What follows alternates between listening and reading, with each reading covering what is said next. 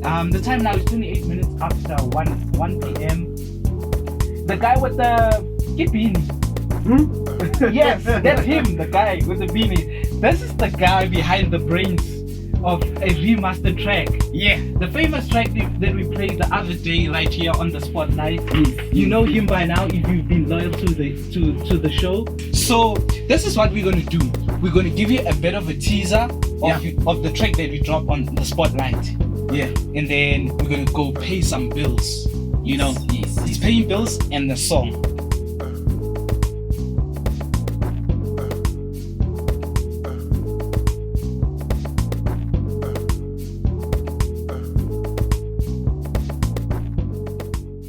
All right. So we're moving along with the interview, the future. Yeah, because we have the future. What's up? You know, here's the thing about the name, right? Yeah. I believe the name is not time bound. Is it? It's not time bound. Think about it. Today you woke up, the future. When is the future? The future can be 2 hours from now, 1 day from now, 2 days from now. I didn't know that. Next week, next year. Scholar. Every day you wake up, it's like the future. The future. Is that one of the reasons behind it, or it's just my version of the understanding? I think that's what it kind of developed into, because originally the name The Future actually came up while I was with a friend of mine where we were just creating like a little rap group. Yeah. And then we were trying to come up with names. We're at school during, like when you have like the sports, just chilling in the sun. We're like, let's start coming up with like actual rap names. Then we came up with like different names, and then I ended up going with Future because at the time I was like a big fan of Drake, and Drake had like this other friend of his that he'd always shout out in his songs like, yo, Future. Yeah. And I'd be like, I really like that. And at the time I was a big fan of Drake, so I was like, I really want to be Drake's best friend, man.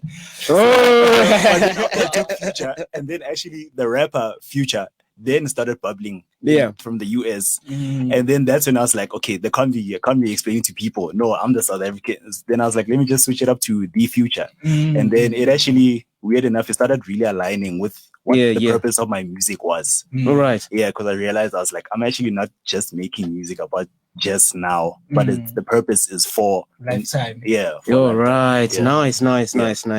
So yeah, as you just liberated now, another thing is, I understand is in terms of the background, as you said when you started, so in depth, like the passion, because as I know, you're not only an artist, you're a producer too. Yes. You produce your own beats, then you write them on, Yeah, so tell me in terms of the journey, how's it in terms of how has it started in all of this, in terms of being an artist, a rapper, and being a producer, and is it hard for you to do? I think it's probably, you will tell me more about it.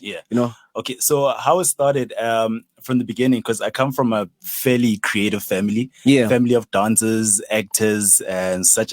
So I've always had like that creative spirit in me. So I first started off as a dancer. I was like, I'm going to be the best choreographer like ever. So I was doing that throughout like primary, and then, but I'd also really love like music. Like I'd find myself actually even creating like mixes in my mind, like thinking of just random stuff like concerning music, but I'd never tell anyone. It's always something that I've kept to myself. So I'd always involve myself in creative things. And then when I moved to high school, that's when I was actually I started meeting like people who rapped and stuff like that. And I was like, okay, this is how it is. Because before in primary, I used to like write. I'd listen maybe to Busta Rhymes, and then I'd write down his lyrics and then recite it after. Just to learn how to actually rap. At the same tempo though. At the same tempo. Because I always like to challenge myself. Okay. So I'd always do it at that exact same tempo. So then I started meeting other rappers. I was like, oh, okay, this is how this thing is. Because when you don't have people like that around you, you think this music thing seems like it's for people who are up here. But you realize, here's a studio here. There are guys in the studio. And then we started freestyling a lot. Me and my friend would even go to like Musica, and then I'd plug my iPod into the speaker, and then we'd actually start freestyling there. Wow. So it's always been a passion of mine. I started, and then got into producing after meeting a homie of mine, Upegi, who actually produced for Dales. He was working a lot also with Ambitious. He's one of the producers on Ameni. So he taught me a lot of that. I always feel indebted to that guy for teaching me so much.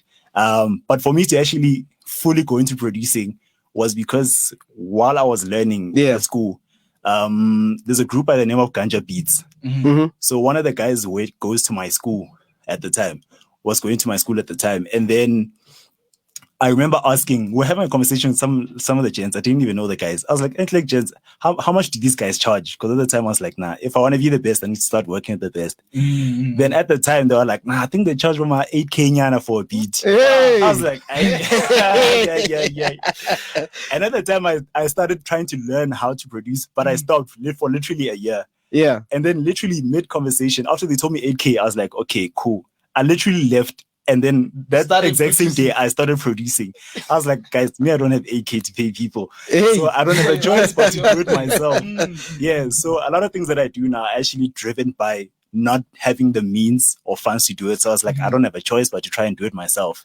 With video editing, with shooting videos, I've started shooting myself and editing myself. That's nice, eh? So yeah, that's great. It's just come out of desperation, I guess, to want to create. Yeah. Yeah. So on your own right, you've also worked with big names. One of the big names is evidently so Morena the Squire, who came up with the song Faith Alive, which is originally produced by Cuba. The house version. Yes. Cuba worked on the production side, and then Morena came with the vocals, right? Yeah. Then you were his personal sound engineer. Yes. How did come about? So me and Mo are family. He's a cousin of mine. Hey, Banna. So how about twins? Mo and who's the other guy? Muso. Yeah. Wow. So that's family. So at the time I just graduated from sound engineering, and then one day he was like, hey dude, like I need someone to come and help me with sound. Because with artists, especially if you perform, like you treat it differently. So if a bigger artist comes up, then that artist that you are might not receive the best sound or whatever. So he was like, no, I need to start coming with my own engineer so that you can make sure that everything sounds proper. Yeah. So I started coming. I was like, at the time I didn't know anything. I just graduated and I was like, okay, let's go. Yeah. So you are applying your theory. I was applying my theory to it. You were actually doing an internship. Yeah. I was actually an internship. And then we went there. It went well, and then that's when I realized, because the funny thing is that during my sound engineering course, I didn't know that I liked live sound. I actually didn't like live sound at the time. I wanted to do production for TV and film. That was my passion for to do for movies and stuff like that.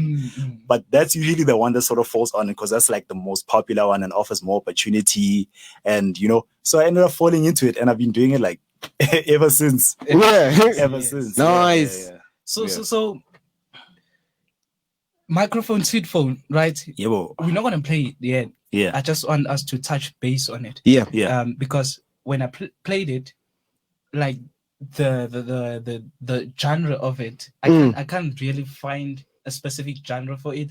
The same, you wouldn't necessarily find a specific genre for a song by this popular song Because I Got High. Yeah. You can't really place it in a specific genre. And then also there's a song by Miss Jackson. Miss Jackson. Yeah, Outkast. Yeah. Yes, that song. Those are like songs out of their own.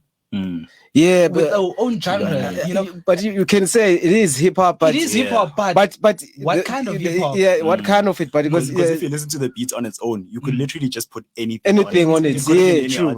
Yes. That's one of the things that I loved about microphone seed phone. And then I can say, do they call it ad-libbing? Ad-libbing. Yeah. Those background vocals. Those background vocals. That's it goes in very smoothly. And then, I couldn't stop singing to the song. Yeah. Although I told you the other time. We were watching the other time. I told you. Yeah. And it's a very spontaneous song. I said it's created very spontaneously. I said it's dope. All right. I know. You put me on the corner all the time. It's fine. I'll catch you. Okay. Yeah, you took my votes. Then now it's this. It's fine. Always on the up and up. So you said it was a unique production for the video because okay, was it shot in your car or where was it shot? Yes, it was in the boot actually. During in the boot of a Jeep. Yeah, during COVID. So it happened during a time I was very frustrated. Nothing was really moving. Yeah. For us freelancers, for us artists, no performances, no. Yeah. At the time, because even my mic gave up on me. So the song is actually literally recorded on my phone. Is it? I recorded the song on my Creativity. phone. The video was recorded on my phone because I got to a point as where I think it's very difficult for me to wait for things to happen now. So if I want to come in studio time, then I'm like, okay. So one wants to end the Yeah. So I recorded it on my phone. I was very at the time. I was like, nah, just to keep the creative juices flowing. Then as I'm working on it, I'm like, man, this is actually sounding good. This is actually sounding good. And then I did it. And then the video was actually recorded the day before I released the song. So I had intended to actually just release the song. Yeah. But I was like, I feel like recording a video. I remember you saying, I'm releasing a song. And then the following day he was like, actually there's an entire video. Yeah. Wow. Yeah. Because I was at the time, I was like, nah, the song is good, but I feel like doing something more. Because the thing is with me, if I don't release something the way I want it, then it nags me. It nags me. It stays on my mind for a long time. Yeah. So I did that. I recorded it. I had a whole pink gown, and I like completely the comb, and the song. But that was creativity.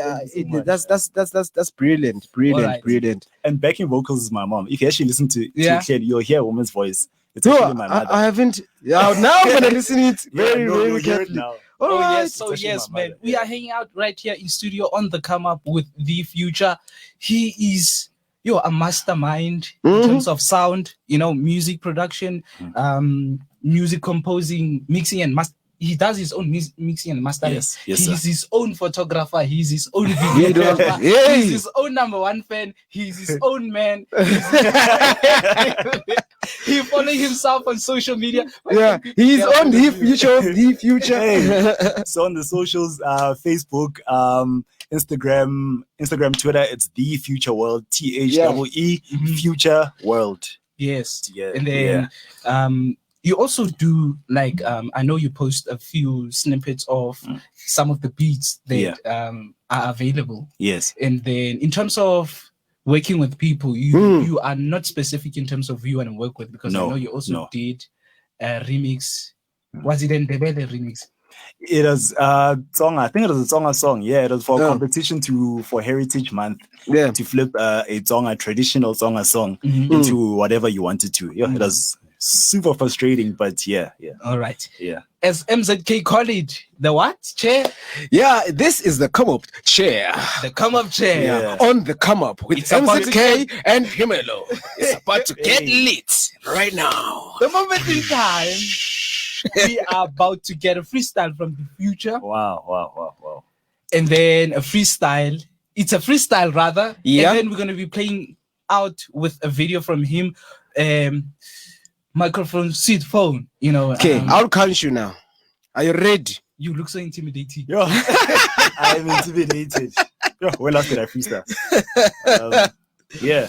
A cappella again. Okay. Yeah. Okay, 1, 2, 3, let's go. Okay, let me get serious. I'm trying to find answers. Basiyenze noboma. Sahlukumeza sizenza impetha kanti siphela kanjani? Akupha amadoda avikela umphakathi, linke ngazicala phakathi. Basitshela amadoda wakhali, manje siphila impilo sifela phakathi. I think that it's time that we talk. Then followed up by the walk. Ngoba dala vele senze izinto ziphuku, but my nigga, no more. Speak for the girls who can play on the streets, the women that fear when they yin CBD. Cause some get abducted, some get drugged and touched, but filthy niggas in the streets. I'm talking anxiety. When you put your mama in the Uber, situation deep you couldn't scuba. Every given day ungashuba mara nginethemba kuzolunga vula ingqondo yakho uzofunda asike isikhathi baba saphuthuma tsothi wena abakufundisa.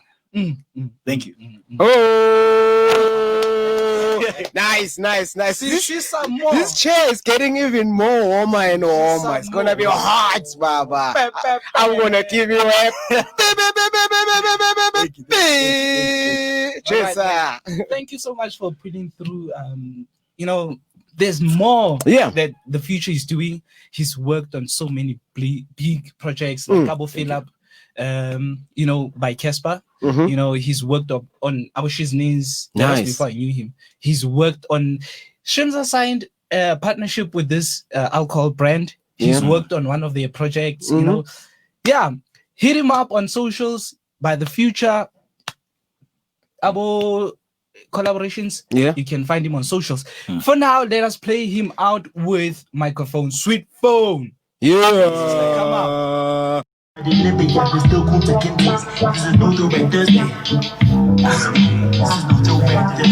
Hashtag TBT, you know, Throwback Thursday. Nah, so you loud. Microphone Sweet Phone.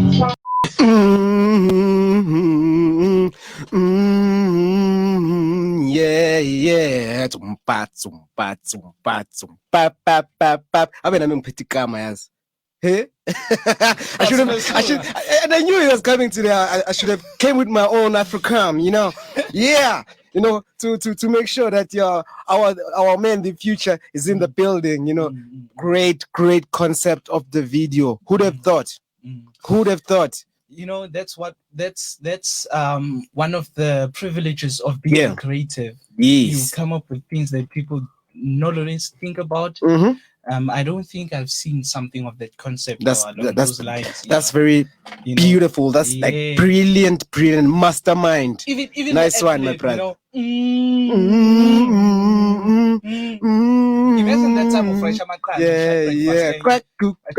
a giant breakfast in the morning. Hey. You on the highway. There's a traffic jam. When I just chilled up higher. You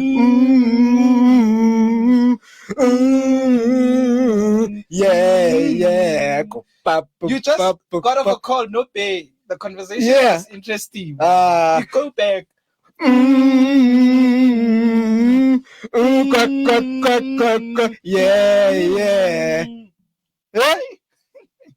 Even before you get a paper, you know, I know metrics are writing like and you studied that time.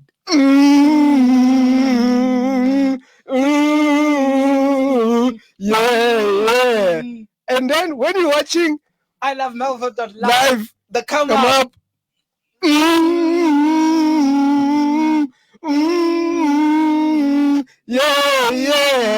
The big day comes, Baba. The big day. Yes. Month end. Payday.